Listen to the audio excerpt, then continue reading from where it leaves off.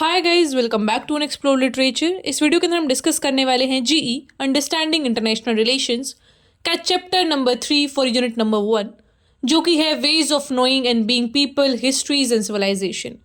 तो यहाँ पे हम बात करेंगे किस तरीके से जो सिविलाइजेशंस है, जो हिस्ट्रीज हैं, उनमें पॉलिटिक्स का क्या रोल है, how international relations are important in to it. All right, so I hope आपने फर्स्ट एंड सेकेंड जो चैप्टर्स हैं उनको देख लिया होगा। उनके लिंक आपको डिस्क्रिप्शन में भी मिल जाएंगे and also you'll find that in the playlist. So वो पहले आप देख लीजिएगा, then only you'll understand this part number 3, जो कि चैप्टर 3 है आपका। ऑल्सो अगर आपने चैनल को अभी तक सब्सक्राइब नहीं किया है तो प्लीज़ पहले वो भी कर लीजिए। We are very near to 20 K, तो जल्दी जल्दी वो भी करवा दो। All right, so now without wasting much of your time let's start the topic. तो देखो, जब भी हम एक सिविलाइजेशन की बात करते हैं, first of all I want to mention that कि ये जो नोट्स हैं इनको सिर्फ एग्जाम पर्सपेक्टिव के लिए यूज़ करना। अभी मैं जो कहानी बता रही हूँ, जो बातें बोल रही हूँ, उस पर ध्यान दो और अपने छोटे छोटे नोट्स बनाओ पॉइंटर्स की फॉर्म में कि क्या चीज़ है, क्या टॉपिक है इस यूनिट में और कौन कौन से क्वेश्चंस आ सकते हैं।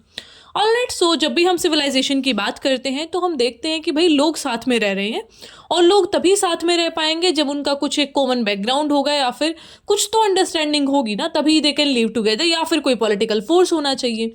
तो एक जो आइडिया है बैलेंस ऑफ पावर का, that is very much important in a community, कि कैसे लोग एक दूसरे के साथ इंटरेक्ट करते हैं, कैसे उनका बातचीत होता है, how the people are in relation to each other. तो ये सारी चीज़ें आपको देखने को मिलती हैं। फिर यहाँ पे कॉन्सेप्ट आता है इसका टिकिंग बॉम्ब सिनेरियो का। इसमें क्या रहता है कि एक कन्वेंशन है, कन्वेंशन अगेंस्ट टॉर्चर, कैट करके। अब ये बोलता है कि भाई देखो, अगर कोई भी ऐसा सिचुएशन है कि तुम्हें मेजॉरिटी को बचाना है और किसी माइनॉरिटी को तुम्हें कम ऐसा ख़त्म करना पड़ेगा, तो यहाँ माइनॉरिटी कोई रिलीजन, कोई कास्ट ऐसे स्पेसिफिक नहीं होता। माइनॉरिटी सिर्फ नंबर्स के बेसिस पे मैं आपको बोल रही हूँ। जैसे कि फॉर एग्जाम्पल एक टेररिस्ट है।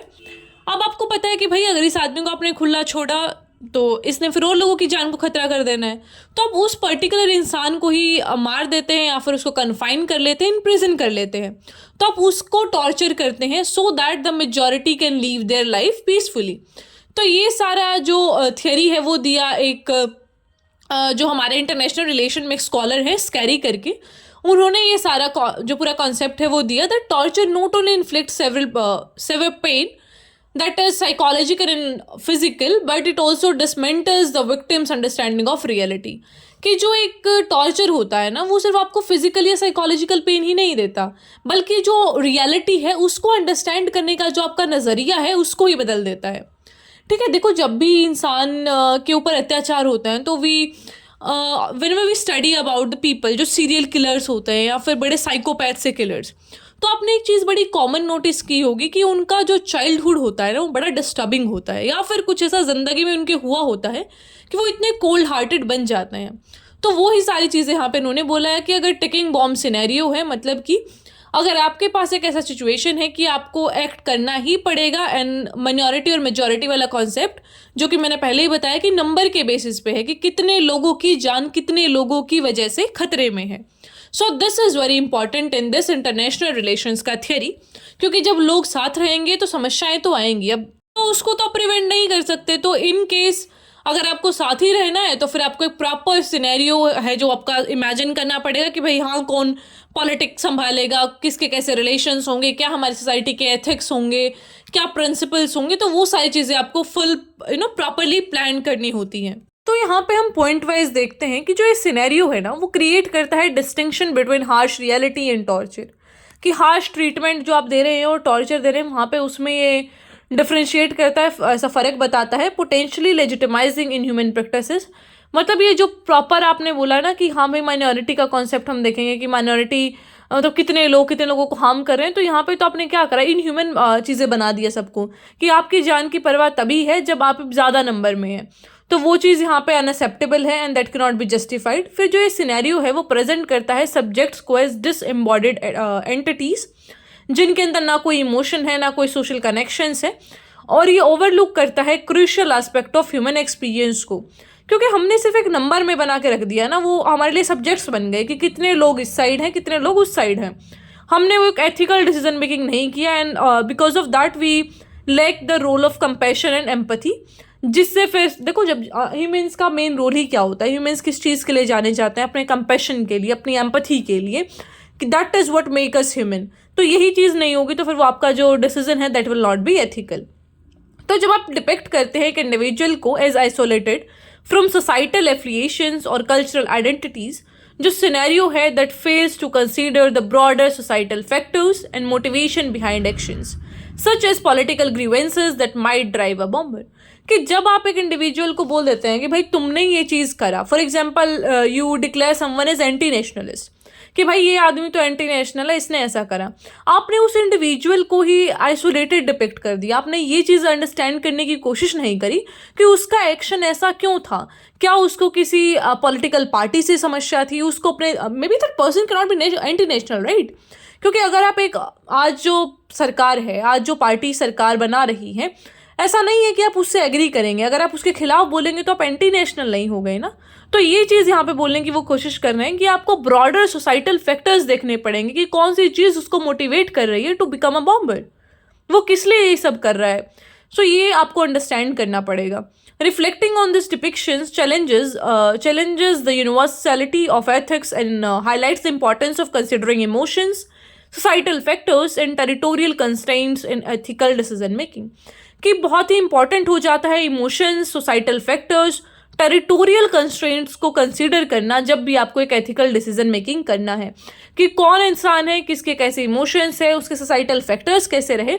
अब आप एक इंसान को टॉर्चर दे रहे हैं, मतलब एक पर्टिकुलर कम्युनिटी है, एक पर्टिकुलर रिलीजन है जिसको शुरू से ये दिखाया जा रहा है कि भाई तुमने अगर फाइट बैक नहीं करा ना तुम्हें ख़त्म कर देंगे, तो वो लोग तो यार वो चीज़ करेंगे ना, रिवोल्ट बैक। कौन चाहता है कि हमें कोई और आके मार दे? हम तो यही चाहते हैं ना कि इससे पहले कोई और मारे, we can kill that person. तो वो वाला फैक्टर आ जाएगा फिर यहाँ पे। And also there is a need to emphasis for the holistic and relational approach in international relations to understand torture better. कि अगर आपको इंटरनेशनल रिलेशंस के एस्पेक्ट में समझना है तो फिर आपको एक होलिस्टिक और रिलेशनल अप्रोच देखना पड़ेगा। और ये जो अप्रोच है should consider the experiences and perspective of those affected by violence, aiming to prevent torture and promote human rights. तो यहाँ पे आपको सारे एक्सपीरियंसेस को, पर्सपेक्टिव्स को देखना पड़ेगा जो भी अफेक्ट कर रहे हैं वायलेंस को, और किस तरीके से फिर टॉर्चर को आप प्रिवेंट करेंगे, वो सारी चीज़ें आपको एक रिलेशन वे में देखनी पड़ेगी। आप आइसोलेटेड होकर नहीं सोच सकते हैं इस ग्लोबलाइज्ड वर्ल्ड में या फिर इस इतने इंटरकनेक्टेड वर्ल्ड में।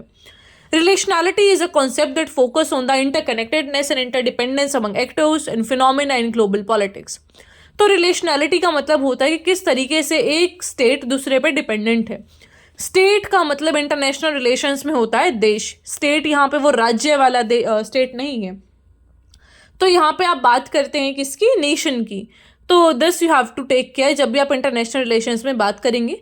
This concept highlights the mutual influence of actors and systems, suggesting the interactions are not one-sided, but are shaped by reciprocal relations that impact global dynamics। ये जो सारी चीज़ें हैं वो बड़ी ही इंटरकनेक्टेड हैं, वो सारी एक दूसरे से जुड़ी हुई हैं, कोई भी चीज़ वन साइडेड नहीं है। और यहाँ पे जो म्यूचुअल है इन्फ्लुएंस है एक्टर्स का, दैट शुड बी कंसीडर्ड, और किसी भी चीज़ को आप एक इंडिविजुअल तरीके से नहीं देख सकते हैं। This relationality also rethinks power dynamics, suggesting that power operates through relationship and networks rather than just through overt coercion or dominance। कि रिलेशनैलिटी ये भी बताता है कि आप डोमिनेंस करके नहीं कर सकते कुछ चीज़, आपको एक पावर डायनामिक्स बनाना पड़ेगा, सारे रिलेशनशिप्स नेटवर्क करने पड़ेंगे। अब यूएसए की बात सारे क्यों मानते हैं? क्योंकि उसने अपना एक वो वर्चस्व बनाया है, उसने अपना एक वो स्टैंड बनाया है, उसने अपना एक ऐसा नेटवर्क बनाया है कि आप चाह के भी यूएसए की बातों को नहीं टाल सकते हैं। अब आज के टाइम पे आप ये बोलने लग जाए, we hear it many times कि ऐसा चाइना से सारा ट्रेड बंद कर दो।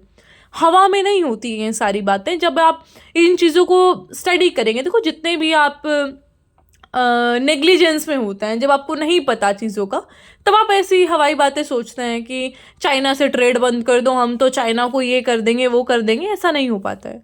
We are very much dependent on China, और यहाँ पे हमें तरीके ढूंढने पड़ेंगे। बट हाँ, ऐसा नहीं हो सकता है कि we are fighting on borders and फिर हम ऐसे सारी चीज़ों को पीस पीस बोल के ट्रेड कर रहे हैं। That is also not possible. तो एक बीच का रास्ता निकालना पड़ेगा ताकि हम अपने जो पूरा एक एटीट्यूड है उसको भी बरकरार रखें, and our trade can also go very well. Then they talk about by adopting a relational approach, scholars in IR can better understand In Amazonian culture, the concept of Runa represent a relation and understanding of being, contrasting with the Western nation of human. तो यहाँ पे ये contrast दिखा रहे हैं कि जो Amazonian culture है उसके अंदर कैसे एक जो ह्यूमन है उसको समझा जाता है and how western notion of human is there. तो जो रूना है उसके अंदर इंटरकनेक्टेडनेस, एम्पथी, ह्यूमैनिटी, इन सारी चीज़ों की बात की जाती है even to the non human beings. लेकिन जो वेस्टर्न नोशन है उसमें इंसान एज इंसान and everything else is different. ठीक है, तो वो सारी चीज़ें यहाँ पे बताई गई हैं. So this Amazonian perspective challenges the idea of humans as isolated entities, instead highlighting the importance of reciprocity and groundedness in relationship with both humans and non-human beings. The complexities of global politics, including how cooperation, conflict and negotiation emerge from relational dynamics. कि जो Amazonian culture है उसमें बात की जाती है interconnectedness की, corporation की. भैया साथ साथ रहेंगे, थोड़ा सा आपकी बात मान लेते हैं, थोड़ी हमारी मान लेते हैं अगर सारे हमारे डिफरेंसेस आ रहे हैं तो, वरना तो we all can live very happily. लेकिन जो वेस्टर्न कल्चर है उसमें क्या होता है कि एक आदमी तो राजा बनेगा and other haves to work for them. Then is Andean cosmology जो कि ऑफर करता है हमें insight into relationality through concepts like encounter of opposites and taypi, tinku and taypi in between dimensions. तो यहाँ पे ये जो पूरा कॉन्सेप्ट है वो बताया गया है कि how opposites can work together and the second is कि जब सेम डायनामिक्स हो, आपका सेम डायमेंशंस हो, तब कैसे सारी चीज़ें चलती हैं और फ्लूइडिटी कैसे रहता है आइडेंटिटीज़ में. देन इज सीखी culture which is deeply rooted in Punjab's culture, spiritual landscape and emphasizes radical equality and inclusivity. तो जो सिख कल्चर है वो रेडिकल इक्वालिटी की बात करता है और इंक्लूसिविटी की, कि सारे लोग सरबत दा भला कुछ ऐसा बोलते हैं पंजाबी में, like I am not good at Punjabi but there is a saying like that. However, the colonial encounters transformed it into a more rigid religion, creating distinct boundaries between Sikhs, Hindus, Muslim, reducing its broader spiritual message to an ethno-religious identity. तो ये बात करते हैं कि जब colonisation नहीं हुआ था तब तक जो सिख रिलीजन था that was very much open to everyone. बहुत सारी एक स्पिरिचुअल मैसेज की वो बात करते थे कि कोई रिलीजन नहीं है, सिर्फ सारे एक है, इस तरीके से. बट कॉलोनाइजेशन की वजह से थोड़ा सा रिजिड हो गई हैं उनके जो रिलीजन है, उनके कॉन्सेप्ट्स हैं, उनकी जो बिलीव्स है. तो जो सिख रिलीजन है वो चैलेंज करता है वेस्टर्न सेंट्रिक इंटरनेशनल रिलेशन के कॉन्सेप्ट को, क्योंकि ये वही बात करते हैं अमेजोनियन कल्चर वाले की यूनिवर्सैलिटी है, सोमैनिटी है, सेक्युलरिज्म है और वननेस ऑफ ह्यूमैनिटी, इक्वालिटी की ये बात करते हैं. जो खालसा पंथ है वो सेंट्रल है सिखी पॉलिटिकल डायमेंशन में and it represent a sovereign community with spiritual temporal authority. तो आपको पता होगा कि सिख में जो सिख रिलीजन है उसमें होता है खालसा पंथ की हम बात करते हैं, जहाँ पे वो यही चीज़ बोलते हैं कि एक धर्म है, मतलब there is one humanity, not धर्म, बल्कि एक ह्यूमैनिटी है और कोई भी सोशल इक्वालिटी नहीं होनी चाहिए. सारे जो लोग हैं वो भगवान में there is one god like that. कोई भगवान, अल्लाह, आप उसे उन्हें कुछ भी मानते हैं, लेकिन there is one spiritual power. आप उसको किसी भी तरीके से मान के उसको अपना लाइफ को चैनलाइज कर सकते हैं. The Kyoto School and interwar Japanese philosophical movement explored existentialist ideas influenced by Buddhism. They emphasized relationality on Engi, which challenged conventional notions of subjectivity, suggesting it arise from spontaneous relationships. तो Kyoto school करके एक interwar Japanese philosophical movement है जो same पूरा Buddhism वाले tradition की बात करते हैं कि किस तरीके से एग्जिस्टेंस होती है इंसान की, how people live their life, soul क्या है, ये सारी चीज़ों की वो बात करते हैं and how people are connected to each other. तो यहाँ पे आपको जितने रेफरेंस याद होते हैं तो ठीक है, अदरवाइज आप कुछ रेफरेंस को याद कर सकते हैं. बेसिकली ये सब बताने का मतलब क्या है, क्या पॉइंट है ये सब डिस्कस करने का, इज दैट कि ह्यूमन किस तरीके से एक दूसरे से कनेक्टेड हैं और इंटरनेशनल रिलेशन में उनका कितना इंपॉर्टेंस है. क्योंकि देश कोई ऐसा वॉइड चीज़ तो नहीं है ना कि दो देश मिलके कुछ कर रहे हैं. The people of that nation are the actual participant there, कि वो लोग हैं, वो जो भी कर रहे हैं, that is making the international relations. तो वो चीज़ हमें अंडरस्टैंड करनी है कि कैसे जो कल्चर है वो डिफ़र करता है, और जब भी कल्चर डिफ़र करता है तो किस तरीके से इंटरनेशनल रिलेशंस पे उसका इम्पैक्ट पड़ता है. यही सब हम पूरे समझ रहे हैं. तो आप कुछ एग्जांपल्स को याद कर सकते हैं, बाकी नहीं होता तो जस्ट लीव दैट, क्योंकि क्वेश्चंस जनरल आने वाले हैं. Now the next concept is pluriversal international relations, जहाँ पे हम बात करते हैं कि किस तरीके से जो डिफरेंट कोस्मोलॉजीज है वो मीट करती हैं, इंटरेक्ट करती हैं। और ये जो ट्रेडिशनल व्यू था कि सब स्टेटिक होता है, कल्चरल यूनिट है जो वो एक ही है और different cultures can not just merge together, वो साथ में नहीं रह सकते, उसको चैलेंज करता है प्लूरिवर्सल इंटरनेशनल रिलेशंस।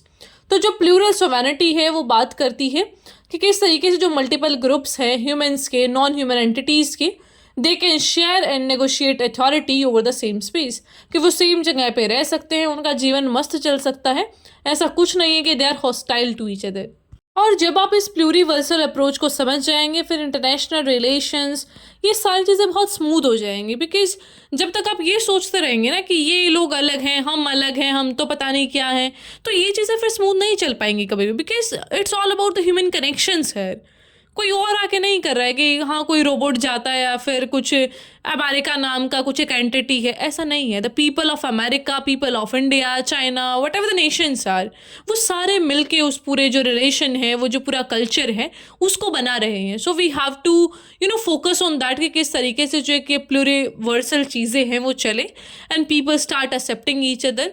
तभी हम जो यूनिवर्सल चैलेंजेस हैं उनको चैलेंज कर पाएंगे एंड उनको ठीक भी कर पाएंगे। Because when we talk about environment, global politics, wars and ये सारी चीज़ें वो तभी डील की जा सकती हैं जब सारे एक साथ मिल के आएँ, then only the problems can be solve और इनके सोल्यूशन भी निकाले जा सकते हैं।